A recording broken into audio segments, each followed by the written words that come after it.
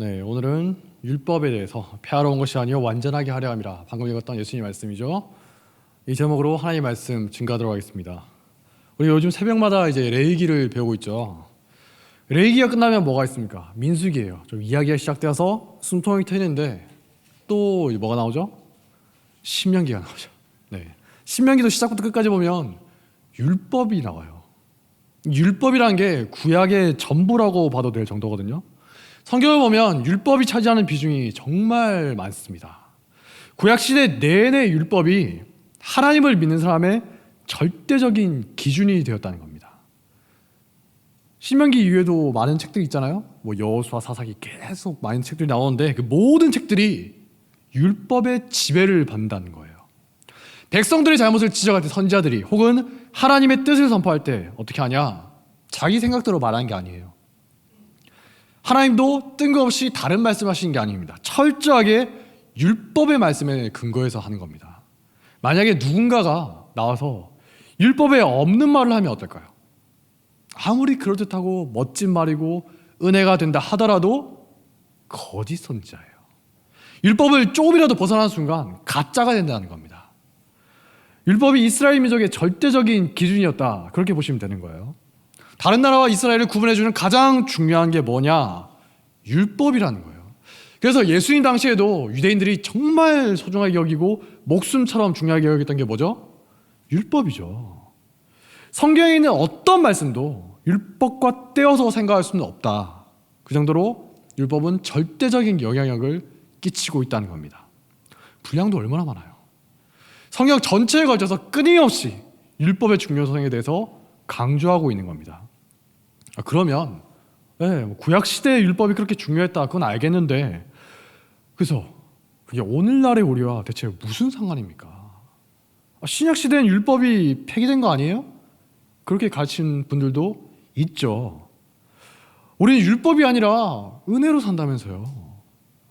이런 의문이 생길 수가 있어요. 여러분 안 궁금하세요? 저는 옛날에 굉장히 궁금했거든요.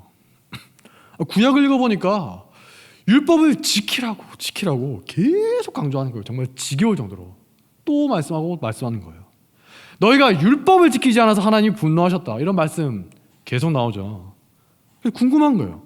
아니, 율법이 그렇게 중요하면 오늘날에도 21세기에도 율법대로 행하면서 살아야 되는 거 아니야?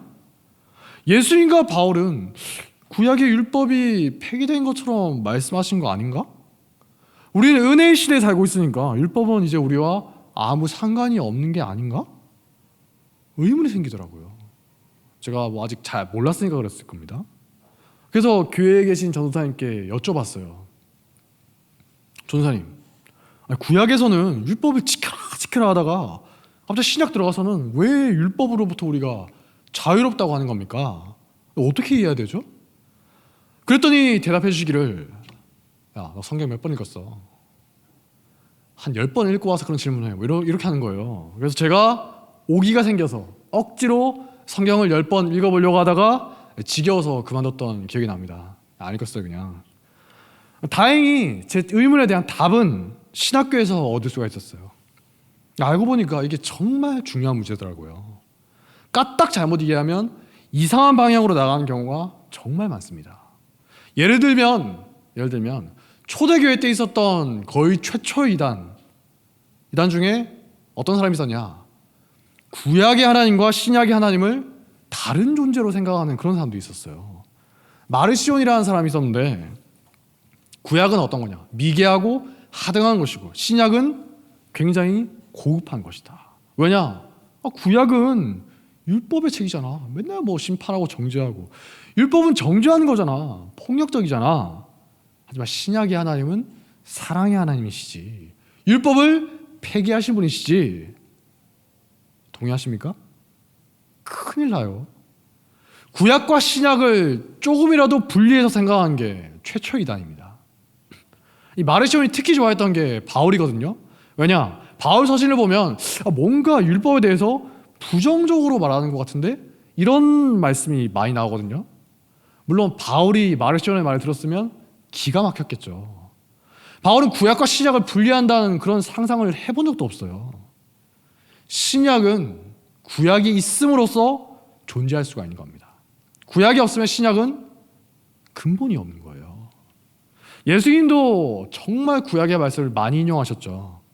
그러면서 철저하게 예수님이 하신 사역이 철저하게 하나님의 뜻대로 행하는 것이다. 그걸 보이신 겁니다. 심지어 나중에 잡히실 때도 뭐라고 하셨죠? 베드로가 막 칼을 빼들고 설치지 않습니까? 그때 말리면서 이렇게 말씀하십니다. 예수께서 이르시되 너는 내가 내 아버지께 구하여서 지금 12군단도 더 되는 천사를 보내시게 할 수 없는 줄 아느냐. 내가 만일 그렇게 하면 이런 일이 있으리라고 한 성경이 어떻게 이루어지겠느냐. 철저하게 구약의 말씀을 이루시려고 한 거예요. 또 요즘 보면 어떤 사람이 있냐. 율법은 더 이상 신경 쓰지 않아도 돼. 그렇게 생각하는 분들이 있어요. 율법 폐기론자라고 합니다. 우리가 이제 율법으로부터 자유로움을 얻었으니까 율법은 우리와 아무 상관이 없다. 혹시 여러분 중에도 그렇게 생각하는 분이 있을지 모르겠는데 그거 절대 아닙니다. 혹은 율법 폐기론자에서 또 다른 극단으로 가요. 율법주의자가 있어요. 여전히 오늘날에도 율법을 고스란히 다 지켜야 된다. 그렇게 믿는 분들이에요. 그분들의 순전한 마음은 제가 높이 사지만 그것도 아니에요. 잘못된 생각입니다. 오늘날 율법을 어떻게 봐야 될 것이냐, 정말 중요한 문제인데 많은 분들이 제가 예전에 그랬던 것처럼 방향을 잡지 못하는 경우가 정말 많은 것 같더라고요. 오늘 함께 읽은 말씀은 뭐라고 하죠? 예수님이 오신 것은 율법을 폐지하러 온 게 아니라 뭐라고요? 완전하게 성취하려고 오신 것이다. 구약에 있는 그 많은 율법의 말씀들 결코 폐지되거나 무가치한 것으로 여겨질 게 아니라는 겁니다. 율법의 1.1획도 결코 없어지지 않고 다 이루어질 것이다. 그렇기 때문이죠. 이사야서 40장 6절을 보니까 이렇게 말하지 않습니까? 모든 육체는 풀이요 그의 모든 아름다움은 들의 꽃과 같으니 풀은 마르고 꽃이 시듬은 여호와의 기운이 그 위에 불미라. 이 백성은 실로 풀이로다. 풀은 마르고 꽃은 시드나 우리 하나님의 말씀은 영원히 서리라. 하나님의 말씀은 시대가 지나도, 가끔 보면 기독교인 중에도 이런 말하는 사람도 있어요. 그거는 옛날에 그랬던 거고 요즘에는 그거 그렇게 살면 안 되지. 그런 게 어디 있어요. 하나님의 말씀은 결코 변하지 않고 영원히 서 있다는 거죠. 그러니까 만약에 우리가 율법의 말씀을 소홀하게 여긴다거나 무시한다거나 하찮게 여기면 어떻게 된다고요? 하나님의 뜻을 정면으로 거스르고 예수님의 말씀을 무시하게 된다는 겁니다. 하나만 더 보겠습니다. 보통 이제 율법을 하찮게 여기는 분들이 많이 의지한 사람이 바울인데요. 바울이 믿음을 강조했던 로마서에서 율법에 대해서 이렇게 말합니다. 로마서 7장 12절 이로 보건대 율법은 거룩하고 계명도 거룩하고 의로우며 선하도다. 율법에 대한 바울의 기본적인 입장이 이런 거예요. 율법은 거룩하고 의롭고 선하다. 만약에 율법이란 게 옛날 그 시대에만, 구약 시대에만 유효한 것이고 후대에는 별 의미가 없는 것이라면 이렇게 말했을 리가 없겠죠. 성경을 쓴 모든 저자는 율법이 얼마나 중요한 것이냐 누구보다 잘 알고 있었어요. 율법을 우습게 여긴다거나 하찮게 여긴다는 거, 그분들에게 상상도 할 수 없던 자세입니다. 그렇다면 율법이 그렇게 중요한 것인 걸 알겠는데 그럼 오늘날에도 여전히 구약 율법을 고스란히 다 지키며 살아야 합니까? 오늘날 우리가 지키지 않은 것들 많이 있죠. 우리는 하나님의 말씀을 무시하고 있는 거예요? 이런 의문이 생기는 거예요. 실제로 그렇게 생각하는 분들이 있어요. 특히 이제 유대인이었다가 기독교인이 되신 분들, 메시아닉 주라고 하죠. 이런 분들 중에 그렇게 생각하는 분들이 꽤 많다 하더라고요. 그분들이 이렇게 말합니다. 봐라, 예수님과 바울도 율법을 이렇게 중요하게 여기지 않으셨냐. 그런데 왜 오늘날의 교회는 율법을 온전하게 지키면서 살지 않느냐. 잘못된 거다. 이런 말씀을 하시는 거예요. 만약에 오늘날에도 율법을 다 지키면서 살아야 한다면 어떨까요? 매일 교회에서 제사 지내느라고 짐승 울음소리가 나고 고기 타는 냄새가 끊어지지 않았겠죠. 맨날 피냄새가 나고 고기 굽는 냄새가 진동을 한다는 거예요. 고기 좋아하는 분들은 좋겠네요. 매일 고기 먹으니까. 우리가 먹고 사는 일상의 문제들, 레이기 우리가 보고 있죠. 우리가 먹고 사는 일상의 부분에 있어서도 지금처럼 편하게 살 수가 없어요. 상당히 다른 방식으로 살아야 됩니다. 레위기나 신명기 보세요. 정말 많은 말씀들이 있죠. 이렇게 해라, 이렇게 하지 말아야 된다. 제가 좋아하는 장어나 추어탕 못 먹는다더라고요. 그리고 물론 여러분이 좋아하는 삼겹살이나 제육볶음도 못 먹습니다. 아까도 점심시간 제육볶음 나왔더라고요. 전혀 양심의 거리낌 없이 잘 드셨죠? 네. 아니면 유월절, 장막절, 절기도 다 지켜야 되죠. 지금 우리가 주일로 지키고 있는데 원래는 안식일로 지켜야 됩니다. 하지만 신약의 사도들과 교회를 보면 어떠냐? 그렇게 온전하게 지키지 않았던 걸 알 수가 있어요.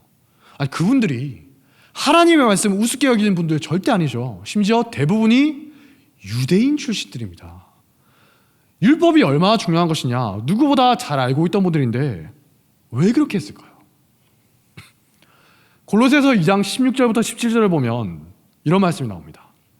바울이 골로새 교회를 향해서 하나님의 뜻을 밝히 드러내면서 강하게 권하는 내용인데요, 놀랍게도 이렇게 말하고 있어요. 그러므로 먹고 마시는 것과 절기나 초하루나 안식일을 이유로 누구든지 너희를 비판하지 못하게 하라. 이것들은 장래일의 그림자이나 몸은 그리스도의 것이니라. 뭐라고요? 먹고 마시는 것과 절기나 초하루나 안식일 같은 것 등등, 이거 다 율법이죠. 네, 바울은 율법의 여러 사례를 들면서 더 이상 유대인들이 이런 걸로 교회를 비판하지 못하게 하라고 말하는 거예요. 유대인들이 비판을 하는 겁니다.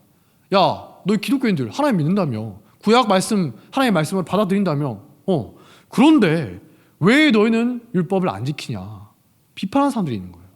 그렇게 비판할 때 바울은 말하는 겁니다. 너희가 움츠러들 필요 없다. 당당해져라.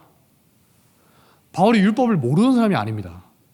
유대인 중에서도 엄격한 교육을 하던 바리새인 출신이죠. 바리새파 중에서도 가장 엄격한 분파에서 철저한 교육을 받으면서 자랐던 사람이에요. 율법에 대해서라면 누구에게도 꿀리지 않아요. 잘 알고 있어요. 그런데 바울이 대체 왜 이렇게 말했을까? 바울은 율법이 어떤 것이냐 제대로 깨달았다는 거예요. 예수님을 믿기 전에는 어때요?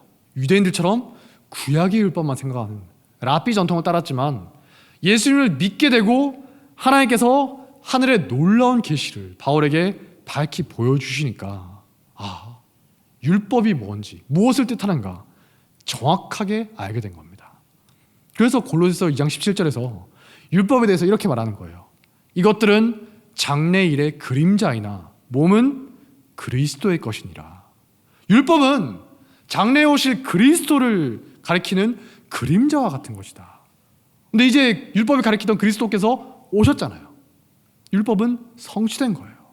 더 이상 그림자에 얽매이지 말아야 한다는 겁니다. 히브리서에도 이런 비슷한 말씀이 계속 나옵니다. 히브리서 9장 24절을 보니까 심지어 하나님의 성전에 대해서도 이렇게 말해요. 참 것의 그림자인 손으로 만든 성소다. 게다가 10장 1절을 보면 더 명확하게 말하죠. 율법은 장차올 좋은 일의 그림자일 뿐이요 참 형상이 아니므로 해마다 늘 드리는 같은 제사로는 나아온 자들을 언제나 온전하게 할 수 없느니라. 율법은 장차 오실 좋은 일, 그 예수 그리스도를 가리키는 그림자와 같은 것이다. 물론 그림자도 어때요? 부모님의 그림자, 그림자도 본체를 반영하고 있죠. 그래서 본체가 들어가기 전까지는 그림자를 보고 사람들이 주목해요. 애들이 부모님 그림자 보고 부모님 오신다. 근데 이제 본체이신 부모님 오시면 어때요? 애들이 부모님 만나지 누가 그림자 보고 있어요. 본체가 밝히 드러난 이후에는 아무도 그림자를 주목하지 않는다는 겁니다. 그래서 히브리서 9장 10절에서 이렇게 말하는 거예요. 이런 것은 먹고 마시는 것과 여러 가지 씻는 것과 함께 육체의 예법일 뿐이며 개혁할 때까지 맡겨둔 것이니라. 예수님이 오심으로써 율법이 이제 완전하게 성취가 되었어요. 더 이상 율법대로 고스란히 지킬 필요가 없게 되었다는 겁니다. 오히려 더 나아가서 이미 성취되고 완성된 율법이잖아요. 근데 다시 이전에 있는 구약 방식대로 하려고 하면, 잘 들으세요, 예수님의 성취를 부정하게 된다는 겁니다. 뭔가 부족한 게 있는 것처럼, 완전하지 않은 것처럼, 먹고 마시는 것, 절기를 지키는 것, 제사를 지내는 것 등등, 우리가 율법대로 하려고 하면 할수록 예수님의 온전한 성취를 폄하하고 깎아내리는 게 된다는 거예요. 그래서 바울이 갈라디아서 4장 10절부터 이렇게 말합니다.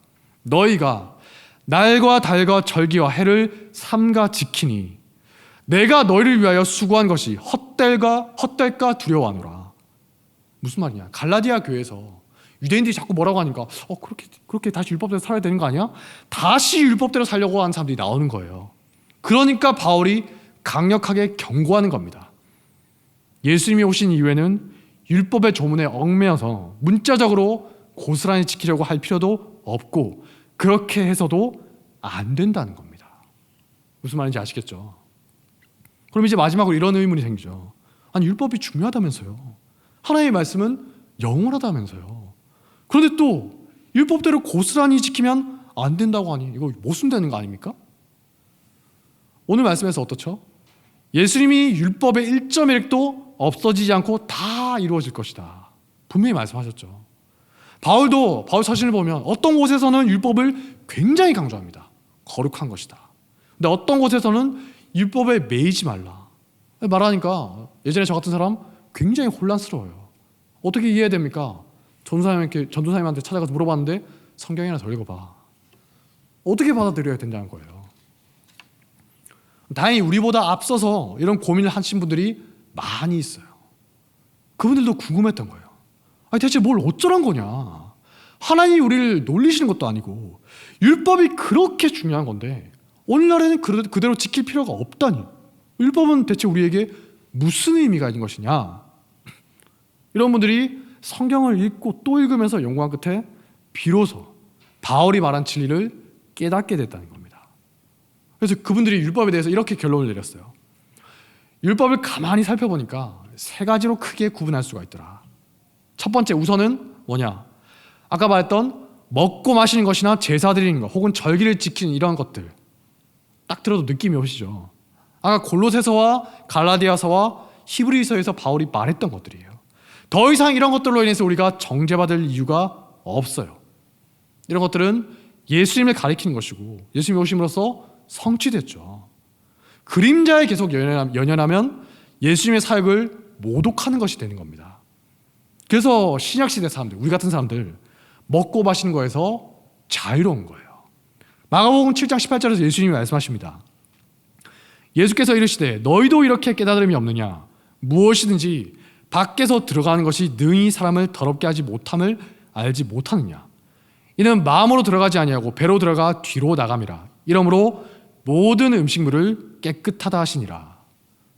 삼겹살, 제육볶음 드셔도 됩니다. 아까 잘 드셨어요. 앞으로도 잘 드십시오. 근데 바리새인들은 율법을 무시하는 것 같은 예수님의 말씀에 굉장히 불편했다는 겁니다. 심지어 예수님의 제자들 중에 베드로, 사도행전 10장을 보면 베드로도 여전히 율법에 매여서 환상 중에 하나님의 말씀을 거부하기까지 하죠. 고넬료 만나기 전에 어떤 일이 있죠?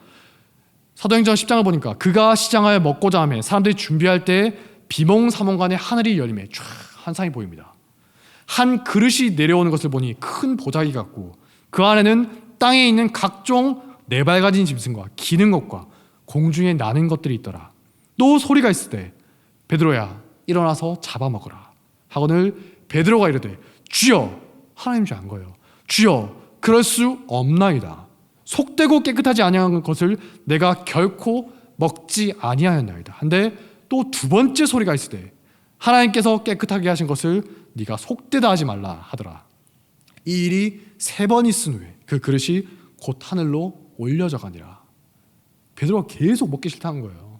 그러니까 3번이나 했었겠죠. 하나님이 말씀하셨는데도 불구하고 베드로가 거부한 거예요. 왜죠? 율법에서 먹지 말라고 한 동물이니까. 근데 하나님이 말씀하셨죠. 하나님께서 깨끗하게 하신 것들을 네가 속되다고 하지 마라. 이제 예수님 안에서 성취된 것들에 대해서는 연연하지 말아야 한다는 거예요. 그래서 오늘날 우리 교회가 그런 율법 규정들을 지키지 않고 있는 겁니다. 우리가 뭐 잘못된 생각을 하고 있는 게 아니라 그게 맞기 때문인 거예요. 지켜야 할 필요가 없을 뿐더러 지켜서도 안 되기 때문이에요. 예수님 안에 성취됐던 정결법, 제사법, 예시법 같은 것들 말이죠.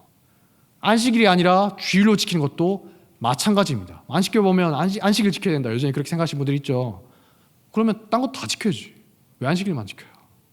우리가 안식일을 무시하는 게 결코 아닙니다. 안식일을 완성한 주일을 온전히 지키려고 하는 것이죠. 두 번째는 뭘까요? 율법의 두 번째. 여러 가지 시민법들이에요. 가령 성경을 보면 도둑질을 하면 몇 배로 배상해야 된다. 포로를 어떻게 대해야 되느냐. 재판에 관한 법, 소송에 관한 법, 상속에 관한 법 여러 가지가 있죠. 오늘날 우리나라에는 형법이나 민법 같은 것들이에요. 구약시대는 이게 이스라엘의 법이었죠. 일종의 헌법이었던 겁니다. 근데 이런 법들 오늘날에도 고스란히 지켜야 되는 걸까요? 우리는 성경에 나오는 두 가지 경우를 생각해 볼 수 있습니다. 먼저는 이스라엘이 결국 망하고 포로로 다 끌려가죠. 바벨론으로. 그런데 끌려간 사람들에 대해서 하나님이 어때요? 단 한 번도 그 나라의 법을 무시하고 율법대로 살라고 요구하신 적이 없어요. 시민법대로 살라고 요구하신 적이 없습니다. 오히려 그곳의 문화에 순응하면서 잘 살라고 말씀하셨죠. 그곳에 있는 법이 하나님의 법 정신과 충돌하는 게 아닌 이상 그 나라의 법도 나름의 공의와 사회 질서를 위해서 세워진 것이니까 맞춰서 살라고 하신 거예요. 왜냐? 하나님께서 우리 모든 인간들에게 주신 그런 은혜에 따라서 양심이 있고 도덕심이 있고 그런 거에 따라서 각자의 법을 만들었겠죠. 물론 하나님 보시기에는 불완전하지만 거기에 맞춰서 살라고 한 거예요. 예수님도 마찬가지입니다. 예수님이 살던 시기 로마가 지배하던 때였어요. 로마법에 따라 다스려지던 시대입니다. 예수님이 어때요? 단 한 번도 로마법에 저항하라거나 로마법 대신에 구약의 시민법에 따라 살아라 이렇게 요구하신 적이 없죠. 시민법이란 건 결국 그 사회의 공공의 질서와 선을 위해서 제정된 거니까 율법 정신과 충돌하지 않는 이상 각 지역의 법에 맞춰서 사는 게 전혀 문제가 되지 않았다는 겁니다. 오직 하나님의 뜻에 합당하다는 거예요. 만약에 그렇진 않았지만 만약에 포로 시대에 하나님이 혹은 로마 시대에 예수님이 그 나라의 법을 거부하고 율법대로 살아라 이렇게 말씀하셨으면 어떨까요? 우리들도 국가에 저항해야 돼요. 우리나라에 있는 많은 법들, 민법, 형법 다 거부하고 율법대로 살아야죠. 그렇게 안 살잖아요. 왜냐? 그게 하나님 뜻에 합당한 것이니까. 그런 걱정 안 하셔도 된다는 거예요. 그 시민법들은 구약시대에 이스라엘이란 나라에만 요구되던 시민법이었구나. 그걸 알 수가 있다는 겁니다. 이슬람 교도를 보면 외국에 이민 간 사람들 있지 않습니까? 영국이나 미국이나 이런 데 간 사람들. 근데 외국에서도 샤리아라는 이슬람 법대로 살려고 해서 논란이 있지 않습니까? 실제로 이슬람 인구가 점점 많아진 곳에서는 그 나라 법을 무시하려고 해요. 그리고 우리는 샤리아에 따라 살 거다. 이대로 법을 집행할 거다. 이렇게 해서 논란이 있습니다. 근데 우리는 어때요? 어떤 나라, 어떤 지역에 가든 거기에 있는 법이 하나님의 율법의 정신과 충돌하는 게 아닌 이상 거기에 존중하면서 맞춰 살면 된다는 거예요. 그러므로 율법 중에서 두 번째, 시민법 또한 오늘날에 우리가 문자적으로 지켜야 될 건 아니라는 거죠. 마지막으로 율법의 세 번째 부류가 뭘까요? 흔히 말하는 도덕법입니다. 십계명에 나오는 말씀도 있고 여러 가지 말씀이 있죠. 제가 몇 가지만 읽겠습니다. 도둑질하지 말라, 간음하지 말라, 너는 재판을 굽게 하지 말며 사람을 외모로 보지 말며 또 뇌물을 받지 말라, 너는 마땅히 공의를 따르라, 공궁하고 비난한 품꾼은 너희 형제든지 너의 땅 성문 안에 우거하는 객이든지 그를 학대하지 말며 그 품삯을 당일해주고 해진 후까지 미루지 말라. 이는 그가 가난함으로 그 품삯을 간절히 바람이라. 그가 너를 여호와께 호소하지 않게 하라. 그렇지 않으면 그것이 너에게 죄가 될 것임이라. 너는 객이나 고아의 송사를 억울하게 하지 말라. 여러 가지 말씀들이 있죠. 대충 어떤 건지 감이 오시죠? 우리 인간의 마음속에 있는 양심과 도덕심에 연결되는 말씀이에요. 레위기와 신명기 말씀 쭉 읽어보면 양심에 찔리기도 하면서 하나님이 이런 말씀까지 하셨구나 감탄스럽기도 합니다. 하나님의 뜻이 진하게 배어있는 율법들이기 때문이에요. 그렇다면 이제 우리가 아까 품었던 의문, 율법이 오늘날에도 중요하다고 하는데 근데 한편으로는 율법에 문자적으로 매이지는 말아야 한다. 어떻게 해야 되는 것일까? 여기에 대한 답이 나왔죠. 예수님에 의해 성취되었던 예식법이나 아니면 고대 이스라엘에서 실행되었던 시민법들은 문자적으로 지킬 필요가 없는 것이지만 도덕법에 드러난 하나님의 뜻은 영원히 우리에게 유효하다는 겁니다. 이게 오늘 예수님이 말씀하셨던 1.1획도 없어지지 않는 율법의 진정한 의미라는 거예요. 바울이 끊임없이 강조하던 율법의 의미이기도 한 겁니다. 근데 오해하시면 안 돼요. 도덕법이 중요한 거니까 그럼 다른 건 다 무시해도 되겠네요? 아니죠. 아까 율법에 드러나는 하나님의 뜻을 깨닫고 그걸 오늘날에도 적용하면서 살아야 된다고 했죠. 그러면 생각해 보세요. 시민법이나 예식법, 제사법 이런 거에 하나님의 뜻이 없습니까? 있죠. 당시 이스라엘에서 이런 시민법이 집행되게 하신 하나님의 뜻은 무엇이었을까? 의도가 뭐였을까? 예수님을 가리키고 있던 그 구약의 예식들, 제사들, 많은 정결법들이 의미하던 것들은 대체 무엇이었을까? 이런 것들을 통해서 하나님의 의도를 우리가 알 수가 있다는 거예요. 그런 생각을 하다 보면 확실히 율법의 말씀들이 단 하나도 버릴 것 없이 여전히 우리에게 유효한 말씀이구나. 그걸 알 수가 있다는 거예요. 대표적으로 우리가 새벽마다 배우고 있죠. 레위기, 번제나 화목제 같은 거 무슨 뜻을 가지고 있었나? 그대로 해야 되는 게 아니라 그게 어떤 의미를 가지고 있었고 하나님께서 이스라엘에게 주셨을 때 무엇을 깨달으라고 주신 것이냐? 그 율법이 가지고 있는 정신과 목적은 무엇이냐? 여전히 우리에게도 중요한 겁니다. 우리는 율법의 모든 부분을 통해서 하나님의 뜻을 깨닫고 우리에게 적용하고 우리의 판단 기준으로 삼아야 한다는 거예요. 뭐 법을 만들거나 적용하거나 아니면 우리 일상생활 중에서 사회의 모든 곳에서 우리 삶의 모든 곳에서 율법의 정신이 살아 역사하도록 해야 한다는 거죠. 이렇게 하나님의 율법을 오늘날에도 여전히 살아있는 율법으로 받아들이는 사람들에게는 율법이 뭐가 되겠어요? 무엇이 옳고 그른 것이냐 판단할 수 있는 기준이 된다는 거예요. 다윗이 시편 119편에서 고백하지 않습니까? 주의 법도들로 말미암아 내가 명철하게 되었으므로 모든 거짓 행위를 미워하나이다. 하나님의 율법으로 인해서 지혜롭게 되어서 무엇이 악한 것이고 무엇이 선한 것이냐 비로소 알게 되었다는 거예요. 바울도 로마서 7장 7절에서 비슷한 말을 합니다. 그런즉 우리가 무슨 말을 하리요? 율법이 죄냐? 그럴 수 없느니라. 율법으로 말미암지 않고는 내가 죄를 알지 못하였으니 곧 율법이 탐내지 말라 하지 아니하였더라면 내가 탐심을 알지 못하였으리라. 무슨 말이죠? 율법이 아니면 죄를 죄로 여기지도 않고 죄인지도 모르고 내 마음대로 살았을 거라는 거예요. 인간 생각대로. 요즘 사람들은 이게 무슨 의미인가 잘 모를 수가 있습니다. 어렸을 때부터 학교에서 세뇌당하듯이 뭐 도덕시간, 윤리수업 세뇌당하듯이 배우죠. 이건 좋은 거고 이건 나쁜 거야. 주입식으로 배우지 않습니까? 심지어 대학교에서도 마찬가지예요. 저랑 친한 친구 중에 철학을 전공한 사람이 있는데 학교 다닐 때 저한테 막 한탄하듯이 말하는 겁니다. 철학 수업을 듣고 있는데 거기 있는 모든 학생들이 무엇이 선하고 무엇이 악한 것이냐, 왜 그러냐 논리적으로 고민하고 증명해볼 생각은 하지 않고 그냥 당연히 그런 거 아니야? 예를 들면 왜 사람이 사람을 죽이면 안 되냐, 사람이 사람을 학대하면 안 되냐, 당연히 그런 거 아니야? 이렇게 생각하고 말한다고 하더라고요. 답답해하는 거예요. 아니 그게 왜 악한 거고 왜 선한 겁니까? 의문을 제기하니까 다들 자기 이상한 사람 보듯이 한다는 거예요. 철학과에서도. 그게 너무 답답하다고 한탄하더라고요. 어렸을 때부터 초등학교, 중학교, 고등학교, 대학교 때 주입식으로 교육받으니까 그런 반응을 보이는 게 어쩔 수 없는 거죠. 저도 초등학생인가 중학교 때 비슷한 경험을 한 적이 있습니다. 도덕 시간에 사회 시간이었나? 문화적 상대주의라는 걸 배운 시간이었는데요. 모든 지역에 있는 모든 문화는 각각 저마다의 가치가 있기 마련이다. 그러므로 한 문화권의 사람이 다른 문화를 보고 막 잘못되었다거나 미개하다거나 하등하다고 평가해서는 안 된다는 거였어요. 거기까지는 알겠는데 근데 그 바로 뒤에 이어서 이런 내용이 나오는 겁니다.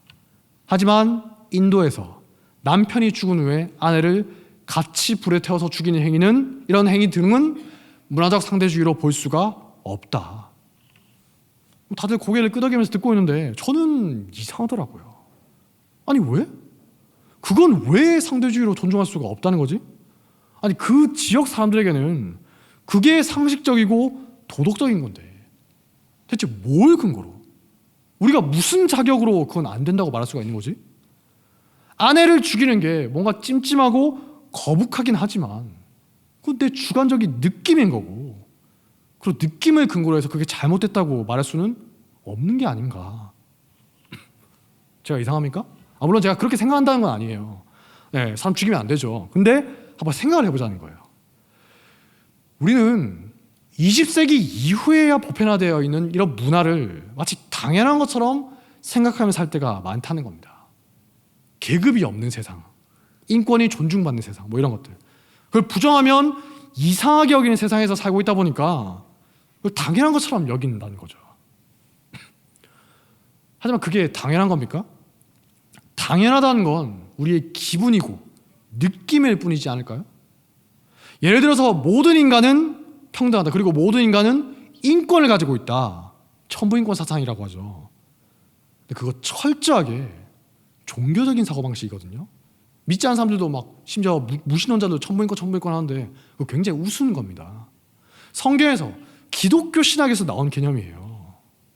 아니 무신론자들 생각처럼 진짜 세상에는 신이 없고 모든 게 우연히 만들어졌을 뿐이라면 좋다 이거예요. 만약 그렇다면 천부인권이 어디 있어요?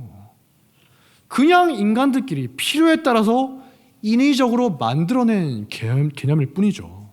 지극히 일시적인 개념이라는 겁니다. 아니면 동물과 어떤 성적인 관계를 맺는 수간, 성경에서는 하나님이 그런 자를 죽이라고 했죠. 구약 성경에서는 물론 죽이면 안 되지만 하나님 굉장히 싫어하신 겁니다. 오늘날 터부시대입니다. 근데 제가 알고 보니까 지구상에 있는 어딘가에서는 여전히 그게 일반적인 현상이고 즐거운 오락거리라는 거예요. 근친상간도 마찬가지입니다. 그게 권장되던 사회도 있었어요. 우리나라에도 예전에 아주 유명했던 사이트가 있었죠. 경악할 만한 굉장히 음란한 짓을 아무렇지 않게 즐기는 사람들의 모임이 있었어요. 지금은 없어졌지만 그 사람들 어디 가는 거 아니니까 어딘가에 또 모여서 자기들끼리 즐기고 있겠죠. 근데 그런 걸 죄악시하고 터부시하는 건 우리들의 상식일 뿐이지 그들에게는 전혀 그렇지 않다는 겁니다. 아동에 대한 성적인 착취라거나 많은 부분에 있어서 우리와 다른 생각을 가진 사람들이 여전히 많이 있다는 거예요. 혹시 아포칼립토라는 영화 보신 적 있습니까? 아포칼립스가 아니라 아포칼립토입니다. 멜 깁슨이 감독이었던 명작이죠. 꼭 보세요. 우리나라의 최정박이 화려한 영화가 이 영화 굉장히 많이 참고했다고 합니다. 남미가 배경인데요. 우리가 보통 어렸을 때 배울 때는 유럽의 나쁜 침략자들이 선량한 남미 원주민들을 정복하고 학살했다 이렇게만 알고 있죠. 근데 실제 역사를 보니까 정말 극소수에 불과했던 유럽인들이 어떻게 정복할 수 있었느냐, 현지에 있던 많은 원주민들의 열렬한 지지를 받고서 겨우 정복을 이룰 수가 있었다. 왜냐? 아즈텍 제국 같은 걸 비롯해서 당시 남미에 많은 주요 국가들이 있었는데 거기에 인신공양이나 사람 바치는 거죠. 죽여서 인신공양이나 식인 풍습이 만연했기 때문이에요. 아즈텍 제국 어땠냐? 주변에 있는 부족들을 대상으로 인간 목장을 운영했다고 합니다. 매년 때가 되면 주변을 습격하는 거예요. 몇백 명도 아닙니다. 몇만 명을 잡아와요. 그 외에 자기 신들에게 바치고 나머지는 다 잡아먹었다고 합니다. 여성과 어린이도 예외가 아니에요. 막 인육 레시피도 있었다고 하죠. 우리가 들으면 진짜 기겁을 할 정도로 끔찍한 짓들이 자행됐다는 겁니다. 지금 우리가 소나 돼지나 닭을 먹듯이 그들에게는 사람을 잡아먹는 게 지극히 당연했다는 거예요. 축제였던 겁니다. 무려 200년이 넘는 기간 동안 그런 일들이 이루어졌던 거예요. 그러니까 유럽인들이 딱 도착하니까 처음에는 이제 유럽인들도 자기를 잡아먹으러 왔다 싶어서 죽기 살기로 싸웠는데 유럽인들이 말하는 겁니다. 야, 우리 사람 같은 거 안 잡아먹어. 그러니까 이제 주변에 있던 부족들이 아즈텍 제국에 복수하기 위해서 적극적으로 유럽인들에게 동참했던 거예요. 그런데 흥미로운 거는 그렇게 피해자였던 주변 부족들 또한 식인 문화로부터 자유롭지는 못했다고 합니다. 그게 다 보편적이었다는 거예요. 아까 봤던 인도의 고대 풍속, 남편이 죽으면 아내를 같이 불살라 죽이는 거 절대 하면 안 되죠. 지금도 이슬람 지역에서 어때요? 명예살인이라는 게 있다고 해요. 자기 딸이나 여동생이 나쁜 일을 당해서 피해자가 됐어요. 근데 가족의 명예를 위해서 그 여자의 아버지나 오빠가 여자를 죽여버리는 겁니다. 그게 그분들에게는 권장할 만한 일이고 칭찬을 받는 일이에요. 우리는 20세기 이후로 문명화된 사회를 살고 있어서 지금의 우리가 살아가는 상태가 너무나 당연하다고 착각하고 있다는 겁니다. 20세기도 예외가 아니죠. 20세기 어때요? 여러 가지 끔찍한 일들이 있지 않았습니까? 근데 그게 당시에는 그게 정이고 선한 것이었다니까요. 일제시대에 일본인 중에 군국주의를 거부한 사람들이 있었습니다. 근데 그 사람들 비국민으로 찍혀서, 비애국자다 찍혀서 온갖 핍박을 받고 따돌림 받아야 됐어요. 캄보디아 킬링필드라는 게 유명하죠. 영화에도 있어요. 한번 보세요. 어린아이들이, 지금 유초동부 같은 아이들, 아니면 10대 어린애들이 부친을 받고 수백만 명을 학살하는데 앞장섰습니다. 너희들이 잘하고 있다, 박수 쳐줬죠. 중국에서 문화대혁명 때 자식이 부모를, 학생이 스승을 고발하고 막 끌어내서 두들겨 패는 일들이 비일비재했다고요. 지금으로 치면 우리가 막 담임 목사님 끌고 와서 그렇게 하는 거와 똑같다는 거예요. 2차 대전 때 나치즘 반대하는 사람 게슈타포에 끌려가서 죽임당하기도 했습니다. 그게 가능했던 이유가 뭐라고요? 당시에는 수많은 사람이 그걸 옳다고 여기며 지지했기 때문이에요. 심지어 많은 교회도 히틀러와 나치를 지지했다고 하지 않습니까? 근데 그런 상황에서 수많은 사람들이 그걸 옳다고 하는 상황에서 아닙니다, 그건 잘못됐습니다, 이러면 안 됩니다 라고 말하려고 한다면 대체 뭘 근거로 그렇게 말하냐는 거예요. 그냥 그건 잘못된 것 같다는 내 느낌? 그냥 그러면 안 되잖아요. 도덕적인 호소? 알량한 도덕심이나 내 느낌, 기분, 혹은 많은 사람들이 동의한다는 사회적 합의에만 근거할 때 우리의 모든 주장은 언제가 되었든 결국 무너져 버릴 거라는 겁니다. 나처럼 생각하고 느끼는 사람들이 다수가 되지 않고 이제 다르게 생각하는 사람들이 다수가 되어버리는 순간 우리가 당연하게 여기던 세상이 전혀 당연하지 않은 세상이 된다는 거예요. 그럴 때에도 무엇이 옳고 틀린 것이냐 판단하는 기준은 무엇이 되어야 되겠어요? 바로 하나님의 율법이라는 겁니다. 시대가 변해도 결코 변치 않은 하나님의 뜻, 율법 정신이 기준이 된다면 우리 사회 전체가, 심지어 전 세계가 이상한 사고방식에 휩쓸렸다 하더라도 가끔 사람들 보면 막 그러잖아요. 다른 선진국도 다 그래. 근데 왜 너는 반대해? 하든 말든 어쩌라고요. 그래서 전 세계가 이상한 사고방식에 휩쓸린다 하더라도 우리만큼은 그것이 잘못된 것이라고 거부하고 외칠 수가 있다는 거예요. 기준이 있기 때문에. 뭐 대표적으로 동성애 같은 게 있죠. 사실 오늘날 동성애를 비롯해서 여러 가지 성적인 기호들에 대해서 사회적으로 점점 관대해지지 않습니까? 맨날 하는 말이 그거예요. 선진국들 다 인정하고 있는데 왜 너희는 인정하지 않느냐. 그게 놀라운 건 아닙니다. 이미 한참 옛날에, 수천 년 전에 그게 상식이던 시대가 있었어요. 고대 그리스, 플라톤 같은 철학자들이 있던 고대 그리스, 남성 간의 동성애가 미덕이었다고 합니다. 아테네 지식인들 어떻게 생각했냐? 하등한 여성과 관계를 맺느니 어린 남성과 관계 맺는 걸 더 명예로운 행위이자 권장할 만한 일로 여겼다고 합니다. 로마도 크게 다르지 않죠. 로마 황제 중에 동성애자 아닌 사람 찾기가 힘들 정도라고 해요. 당시에 어떤 분위기였나 아시겠죠? 지금과는 비교도 할 수 없을 만큼 동성애가 만연하던 사회였다는 겁니다. 거기서 유대인들 살아가고 교회가 있었어요. 동의했습니까? 아니죠.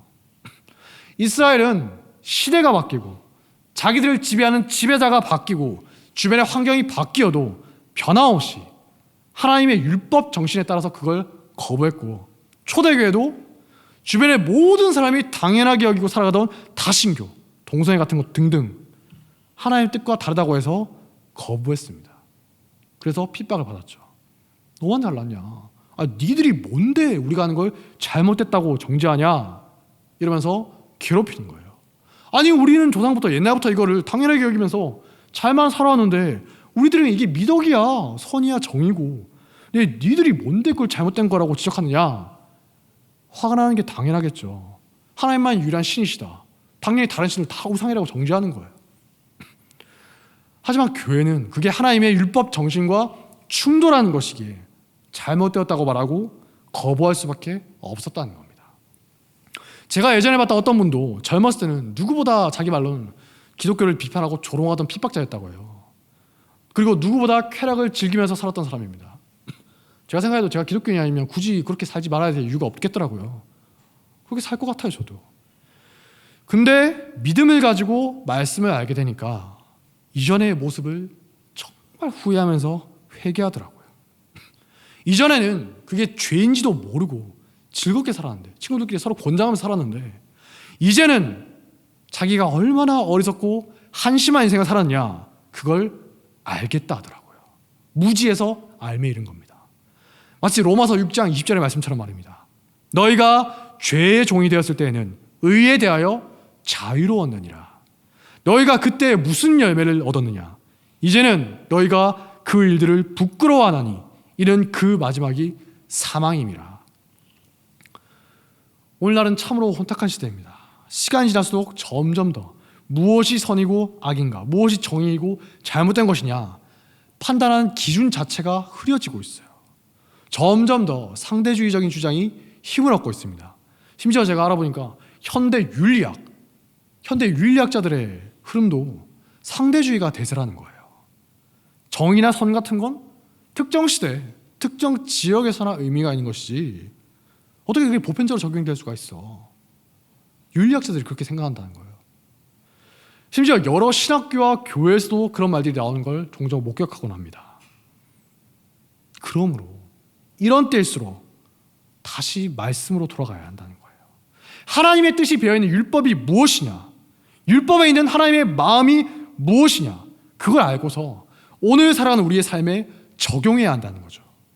하나님의 율법에 근거해서 살아가는 사람은 어떤 삶, 어떤 환경이 있다 할지라도 꺾이지 않는 분명한 기준이 있다는 겁니다.